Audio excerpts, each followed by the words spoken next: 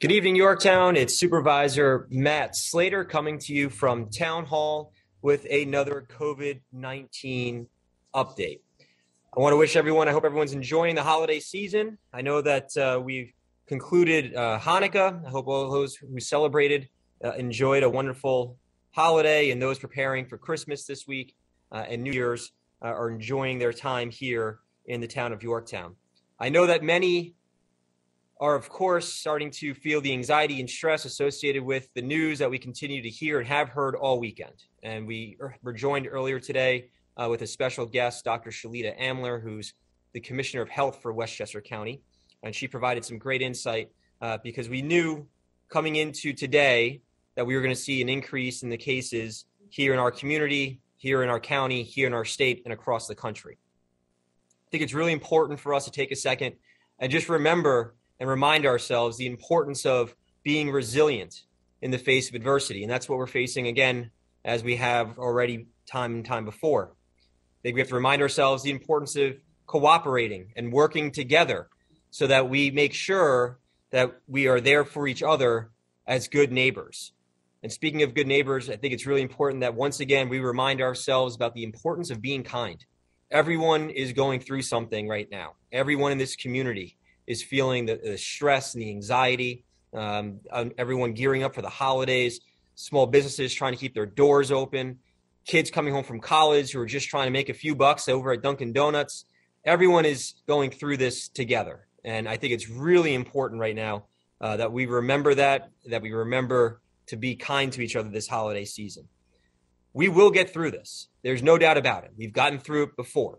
And honestly, I think this time is a lot different. This time, we have the tools to get through it, and we already know how to get through it because we've done it before.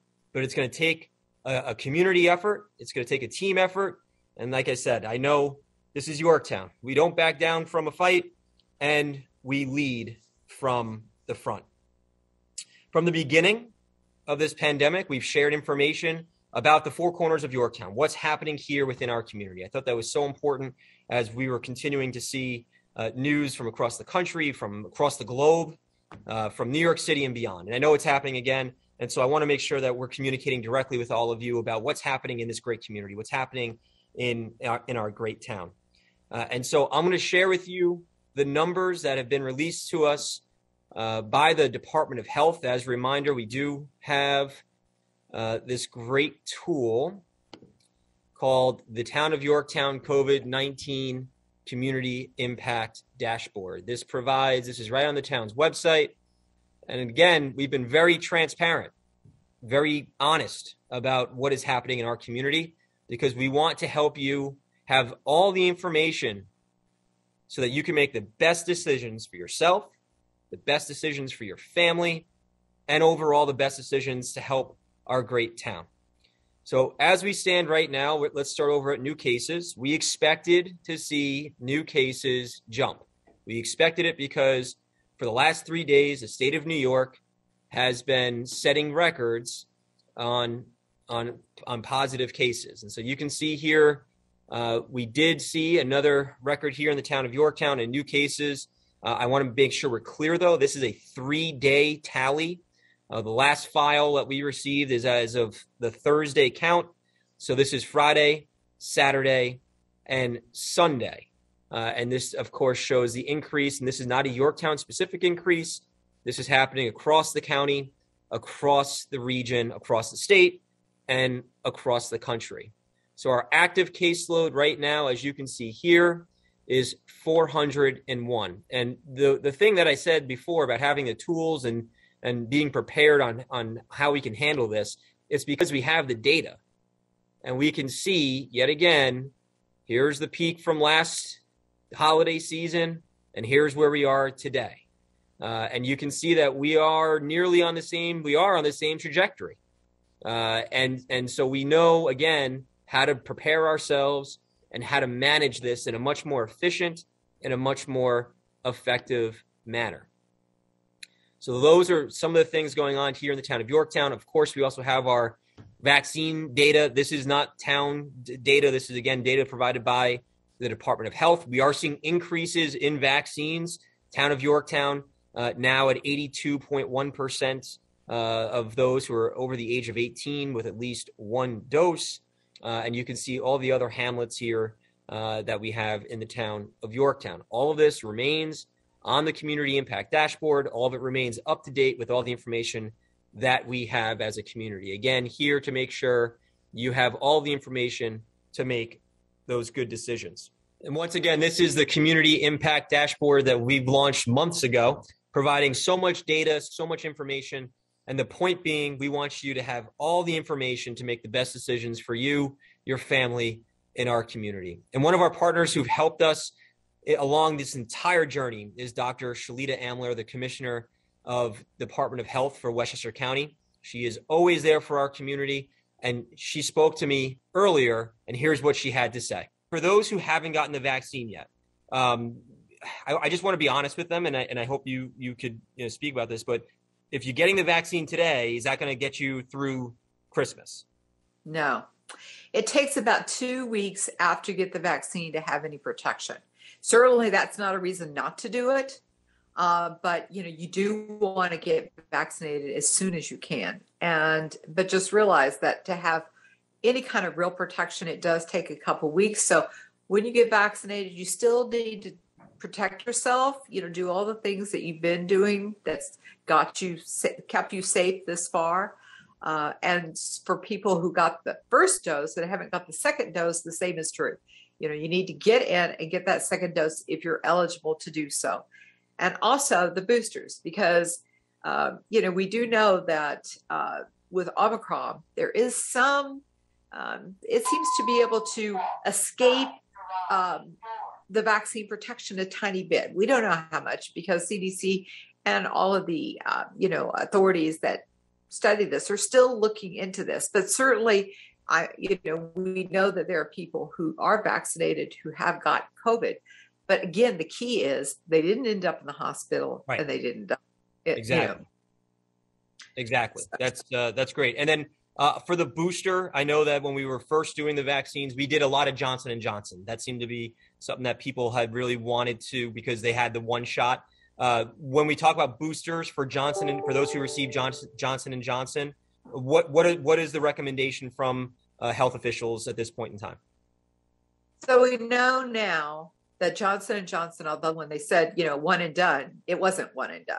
And the protection has really dropped off with time significantly. So those people who got Johnson & Johnson and only got one dose, if it's been more than 2 months, they're at risk.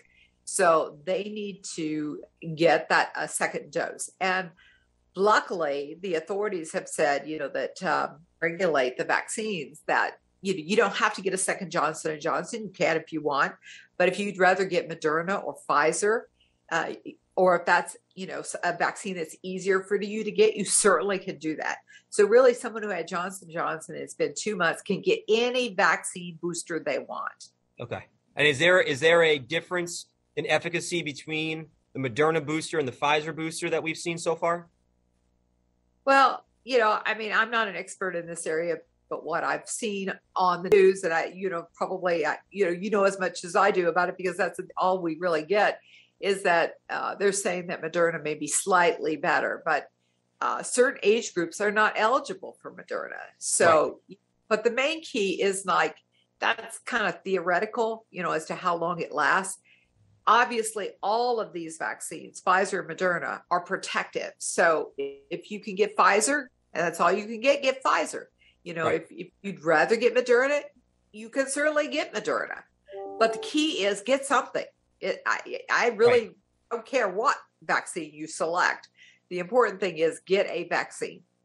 And here in the town of Yorktown, through our booster clinics that, again, we've been hosting, thanks to our partners who have been terrific, Save More Pharmacy in particular, we actually have been able to give the option of either Moderna or Pfizer. And that's been very helpful, I think, in getting people through the door and boosted. A lot of people have preferences, have personal preferences, and they have their own idea which one they think is better.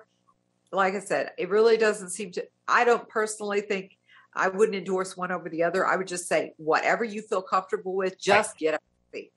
Perfect. I've been asked a couple of questions that I just wanted to relay to you. Is there or have we seen a difference in symptoms between the variants at this point in time? So Omicron, which, when someone tests positive, I get a lot of emails. Do I have Omicron? I don't know, because that is a surveillance test that's done by labs. They send the specimen to the CDC. Some labs can sequence themselves. Most of the time, we don't know what variant we have if we get COVID, and it really doesn't matter. But for symptoms of Omicron, what we're hearing is that its main symptom seems to be a cough. And the only other major difference that's been reported is that people are less likely to lose their sense of smell or taste. But the fact of the matter is they're all COVID. And so the symptoms are basically the same, and you prevent it the same ways.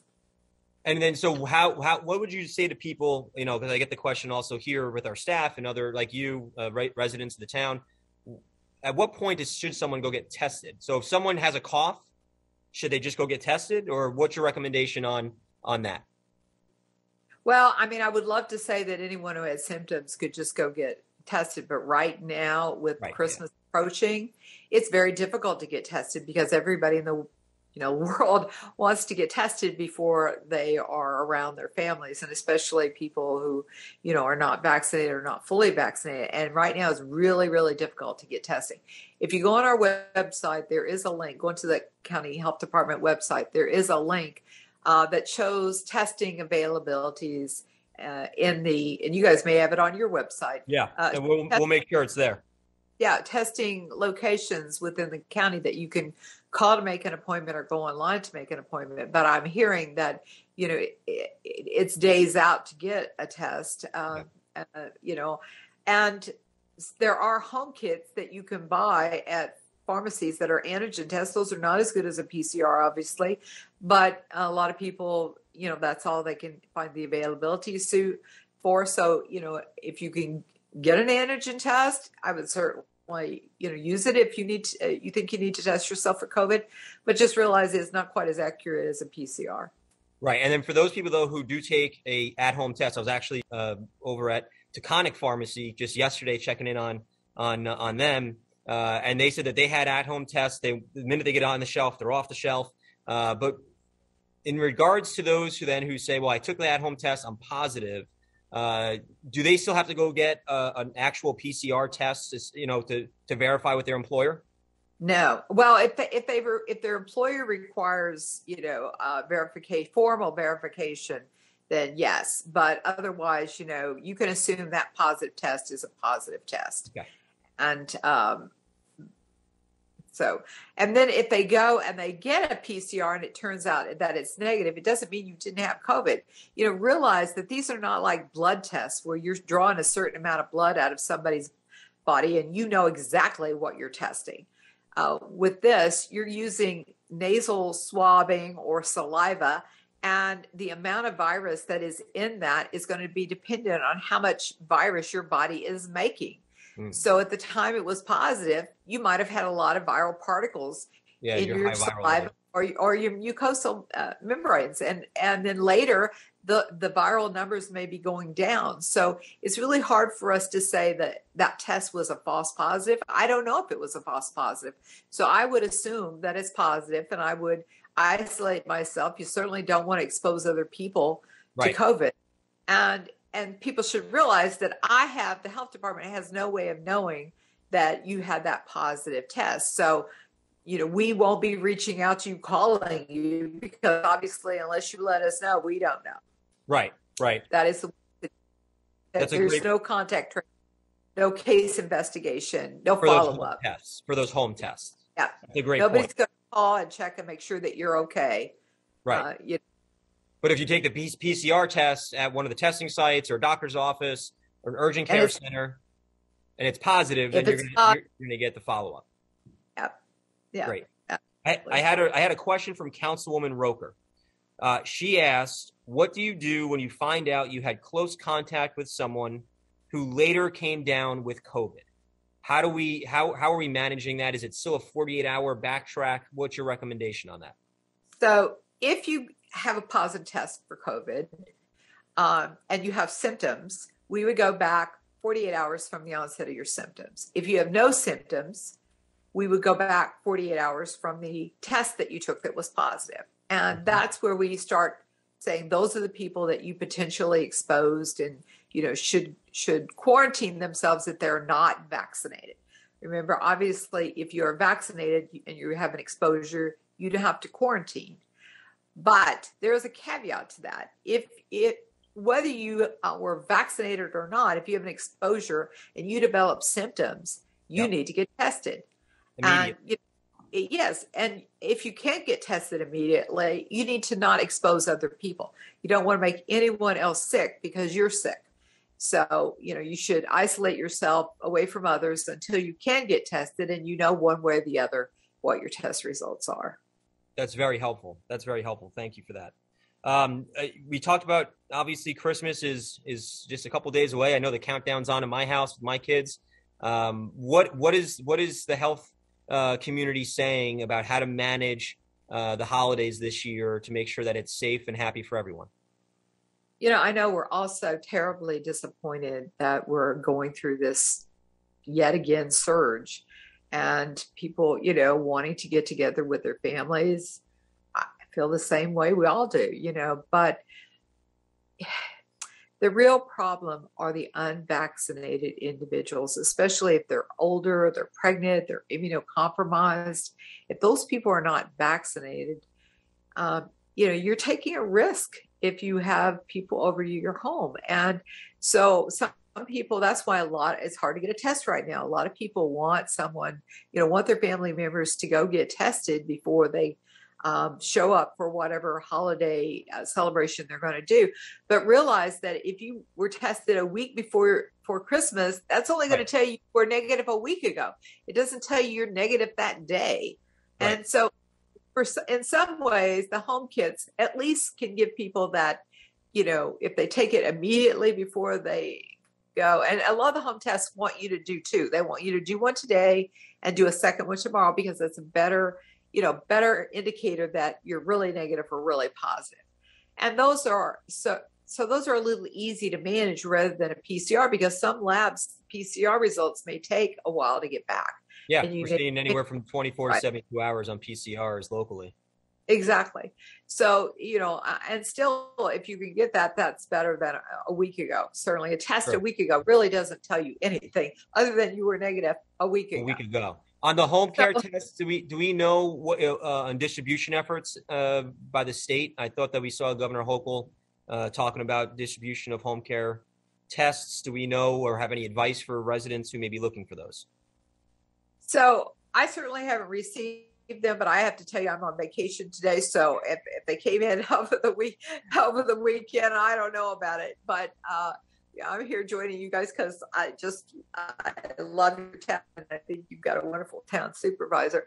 I think that it's difficult, but we have to go back to what we did before because tests are not 100% accurate. People have to realize that, just even if you get a PCR, it's not 100% accurate. It's the best we can do. So, if you have somebody who's compromised, if you're sick, you've got symptoms, don't go see them for Christmas because the gift you give them could be COVID. You don't want that to happen.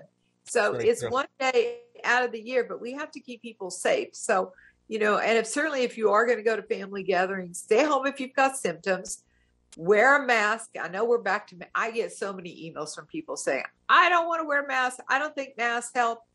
Masks definitely help. I mean, they definitely do help. I know we're tired of them. I'm tired of them. We're all tired of them. I got a crease on my nose from wearing a mask. Yep. But, if I can keep the people I care about safe by wearing one, that's what I'm going to do. And for some people, it's keeping themselves safe because it really works both ways. So, social distancing. So you go to a family get together, and if you are concerned about your health, don't hug and kiss everybody. Right. Keep your social distance. And, and Omicron, unfortunately, and COVID in general is a product of exposure time. So, how much time you spend in an enclosed space. Yeah. makes a difference. So, that's why outside is better, but obviously at 20 something degrees, we're not going to go outside. So bigger spaces are better than smaller spaces. And, if you can, those are the things that we know work, that we work know in the past. That have kept the people that are still with us safe for the last 2 years. Right. And I know, like you said, I know masks have been a bit, I don't want to use the word controversial, but I get emails and calls about it as well. I don't want to get into the politics of the masks, but I do want to say I was reminded by one of our school officials who I spoke with late last week, and he said, "Your house, your rules." And I remembered growing up here in town, I had a friend. The minute you walked into his house, his mom made you take off his shoes, and no one ever asked any questions about it. And I think it's the same concept with the mask. If you're walking into a business and you see the sign on their door that says mask required, their house, their rules, let's show them the respect. I've seen, unfortunately, one too many Facebook posts of accounts of people berating employees at Dunkin' Donuts or Lowe's or wherever it may be. And that's not right. This is not the time for us to be taking out our frustration. And again, we're all frustrated. I think we all can admit that. But let's not take it out on our employees. Let's not take it out on our businesses. They need us now more than ever because they're trying to rebound from the last 2 years of this terrible virus. And so this is the time for us really to be coming together once again as a community, working together as a community, supporting each other and supporting our businesses and our employees who are in those businesses who are just trying to get by. Last thing, Dr. Amler, I had for you was any message about schools and kids. I know that's something that everyone's keeping a close eye on as well. So I just want to say one last thing about the mask before we go to school. Oh, by all means. And that is, nobody's policing this in your home or at your family gatherings.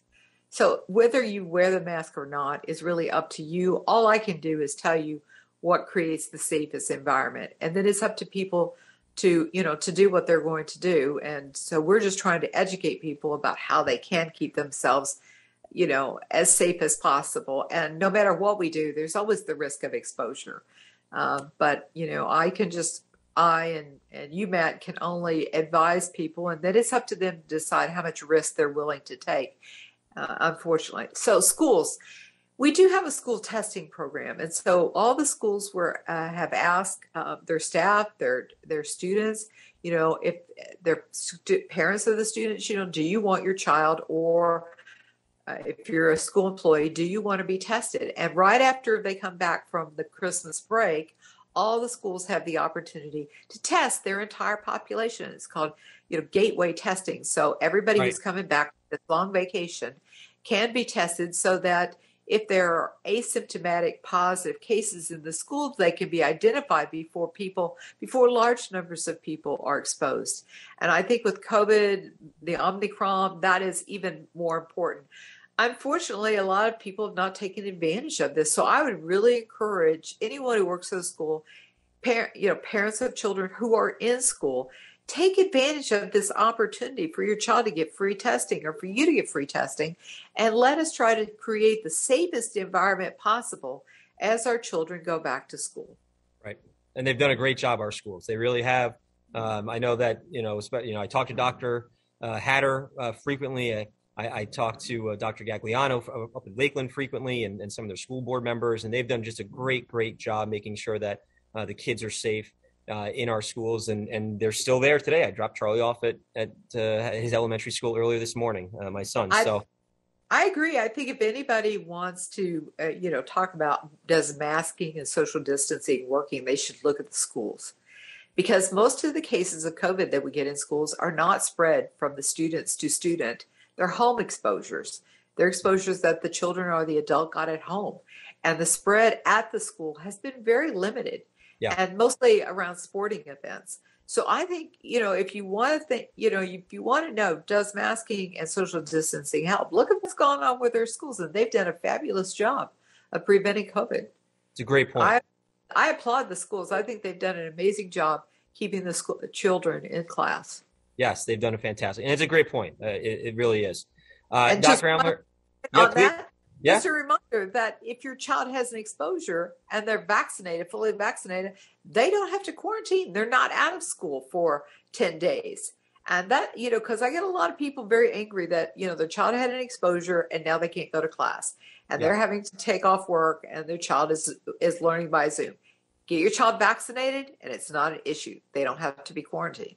And we've offered pediatric vaccines here in the town of Yorktown as well through our vaccine clinics. My son Charlie just got his first shot on Thursday.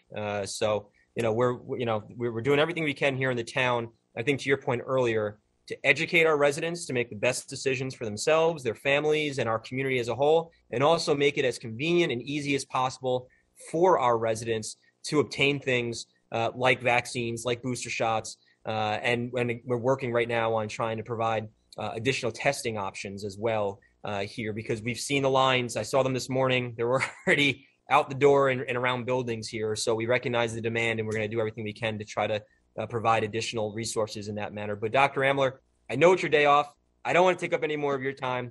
I can't thank you enough for joining us and always being there for the town of Yorktown. I know how, again, like we said earlier, how disappointing it is that we're here, but I know that with your leadership, we're going to get through it. And again, I really wanted to thank you for taking the time out of your vacation day to speak with me and help educate the residents of Yorktown and explain to them where we are in this whole process. So thank you.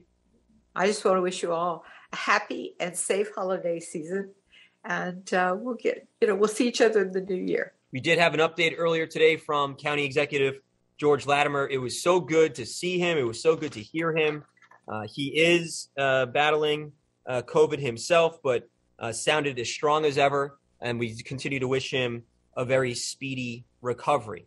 Just to provide some perspective on the numbers in Westchester, it's right now we have 7,462 active cases across our county.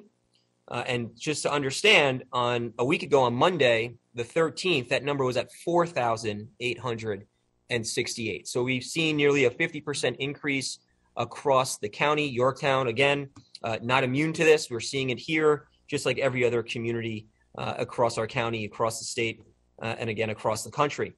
But we are seeing some encouraging things.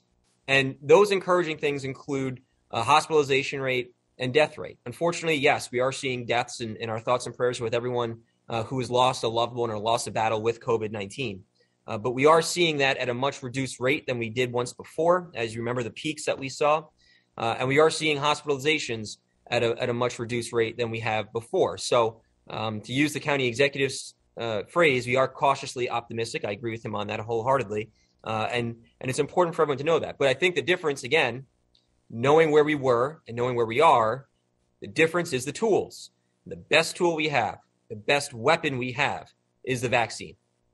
That is undeniable, once again. And we've done an incredible job here in the town of Yorktown, thanks to some very, very special partners and some incredible staff, Kira Brunner being one of them. If you've been to one of our vaccine clinics, you know that she is there. She's our quarterback at these great events. And we've held 62 vaccine clinics since March. Our 63rd is on Tuesday, tomorrow, the 21st, and our 64th is on the 28th.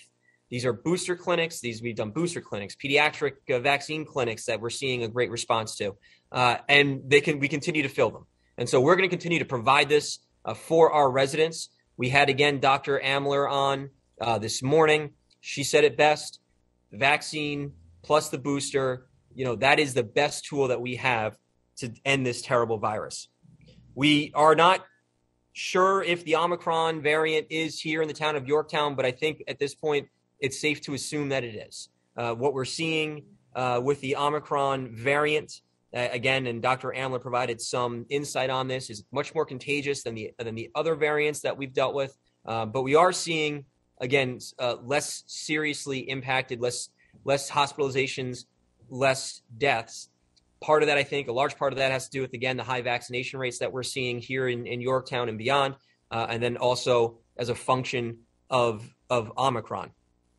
I do recognize that there is a very, very high demand for testing. Our testing facilities here in the town of Yorktown, we don't have hospitals in the town of Yorktown, but we have urgent care centers. We have private practice doctors' offices. We have a few. I know we have a PCR, rapid PCR clinic that opened next to Bagel Emporium here in the Heights. They are completely maxed out. completely maxed out. And we recognize that. And right now we're trying to work with our partners on the county level and our partners in the private sector and the Chamber of Commerce to try to provide additional testing sites for our residents. But I just wanted to emphasize this is not a town of Yorktown specific issue. This is happening everywhere in the tri-state area and across the state of New York. But I wanted to make sure that you all knew that the town recognizes it and we're trying to find a solution to that problem. But I also want to emphasize to everyone who is going to utilize our local testing sites, please understand once again, the stress that our healthcare providers, our frontline workers are going through, it's incredible. And so everyone I understand is anxious. Everyone I understand is stressed. It's the holiday season. People are planning on traveling. People are trying to figure out if they should change their holiday plans. And a lot of that's predicated off of these tests. Understand that these healthcare workers, they are going through an awful lot again. And they are proving themselves to us once again about why it's so important that we have these amazing healthcare heroes right here in the town of Yorktown. So to all of our healthcare heroes here in the town of Yorktown and in our hospitals, a big thank you on behalf of our community. We were supposed to have Stacey Petrova on, unfortunately, because of the ongoing situation and some changes that they are implementing over at Hudson Valley Hospital. She had to postpone her appearance, but she assures me that she will be joining us to provide everyone an update about what is the situation at Hudson Valley Hospital, any policies that are changing, and we remain in contact with our local hospitals, Hudson Valley Hospital and Northern Westchester Hospital, and of course the Department of Health, to make sure that we understand the situation as it's unfolding. I just wanted to make sure that everyone also knew that there were going to be some changes here for town government. Beginning tomorrow, again, citing the increase in the infection rate, we will not be allowing visitors into town facilities. This is going to be, we're going to take this by a 2-week approach. So we're going to reassess this after the New Year's. We have, if you haven't been to town hall, at least some significant construction going on out in the front. So access is actually limited as it is, but we will not be allowing visitors into our town facilities. This is strictly to make sure that we keep town government running. We've had a high number of exposures just today alone in several of our agencies. We want to make sure that government continues to function. And the best way that we can do that is to protect our employees. We continue to work. We continue to respond. I was out with the water department on Revere last night. So all those things are going to continue to happen. But for the time being, while we're, again, seeing this surge in active cases in our community, it's really important that we protect our employees, really important that we protect the general public. And so for the time being, again, we're going to take this in a 2-week approach. We're going to reassess in 2 weeks after the New Year's, but visitors will not be allowed into our facilities. That also includes the library. And the library has come up with this great innovative approach that we saw work really, really well in the other waves that we've dealt with, which is their porch side pickups. They're going to be reinstituting those so you can continue to utilize the library. You can continue to utilize the resources. You can order your books. They will have them for you to pick up. And so they will be reinstituting that as well. Our youth sports, I spoke with both YAC and SOAC. At this point, youth sports are taking a break. It's their planned break anyway. YAC did, and I think very, very intelligently, took an extra week just to make sure that there weren't any issues with potential exposures so that kids, again, can make sure that they stay in school and they can go enjoy the holidays. And our schools have done just an amazing, amazing job. And I've been in touch with both school superintendents for Yorktown and Lakeland. They continue to do such a great job protecting our children, and our hats are off to them. They have no intention of changing or deviating from their plans of action at this point in time, and they've been great partners and great leaders within our community. I also want to point out here again for town government, all of our boards are going to be meeting virtually. So tonight's planning board meeting is going to be done virtually. Tomorrow's town board meeting will be a virtual meeting, and we're going to hold that course again at least until the new year, and we can reassess to see where we are in regards to community spread and infection rate. Because as we know, this is a evolving situation. We've done this before, but we also know how to deal with it. And so I really just wanted to provide all this information to you so that you can make the best decisions for your families as we gear up for the holidays. I also just want to reemphasize just 2 more points if I could. I was reminded by one of our school officials who reminded me that when we go into a business, it's their house, their home, their house, their rules. And it reminded me of a friend of mine who lived, I grew up with here in Yorktown. He lived in Hunter Brook condos. And when you walked into his house, his mom had one rule. The minute you step in that house, you take off your shoes. No questions asked. And really, it's the same concept. When you go to our small businesses, because I've heard from people, I've had calls in the office, just some of the comments that are being made and some of the actions being taken against our small businesses, it's just unacceptable. I understand that people may not agree with the governor's mandate. I understand people may not agree with what the policy is, but the policy is the policy. And the individual business owner is making a decision that's best for them and best for their employees. And so I ask that you respect that. When you have a 16-year-old behind the counter trying to just make some extra bucks for the holidays, not the time to berate them, not the time to take out your frustrations on them. Like I said, we need to be kind to each other. We need to be good neighbors to each other. And we need to recognize and remember we're all going through this together. I understand that frustration's high. I understand we all feel like we just got sucker punched and we were expecting a great holiday season and now we're dealing with another spike. But the only way we're going to get through it is together. So really important that we remember that, really important that we respect each other, and really important that we support our small businesses. And that's the second point I wanted to make. I understand, again, that people are upset with some of the inconsistencies that we've seen on the state level, but don't take it out on our small businesses. They are trying so hard to survive. They've had so much pressure on them to make sure that they can come back from some of the other waves that we've weathered here in the town of Yorktown. They've been banking on this holiday season to make sure that they survive. We've got great shops here in the town of Yorktown. We've got great local businesses here in the town of Yorktown. And I really think it's important that we support them. And thinking that you're protesting or voicing your opinion by not supporting them only hurts a small business, only hurts your neighbors, because that's who our small business owners are. So please make sure you go out there, shop local, think Yorktown. We've got a great Destination Y campaign going right now, and our local businesses are counting on us to help them get through. So that's where we stand here in the town of Yorktown. I'm going to continue to provide verified and accurate information so that you can make the best decisions for yourself, for your family, and our community. We are going to bring in more guest speakers. We're going to bring in executives from some of our local hospitals. We're going to bring in, again, some medical experts. I don't profess to be a doctor. I don't profess to be a mechanic, but when a mechanic tells me my brakes are out, I listen to my mechanic. Same thing with my doctor. And we brought in some brilliant minds who really provide some great insight about the situation that we're dealing with and the best way for us to work together to get through it. And that's what we're going to do. And that's what we're going to do. So if we have any new information, we're going to provide it. If you can, please continue to monitor the Community Impact Dashboard. That is our hub. That's where we're going to provide all the information that we can. And again, as always, stay safe, stay healthy. If you have any questions, please contact my office, 914-962-5722. Extension 200 is my direct line. You can always email me at mslater@yorktownny.org. We will get through this. I wish everyone a blessed and happy holidays. And I know that we will work together to do the best thing for the town of Yorktown. Stay well, Yorktown. Thank you.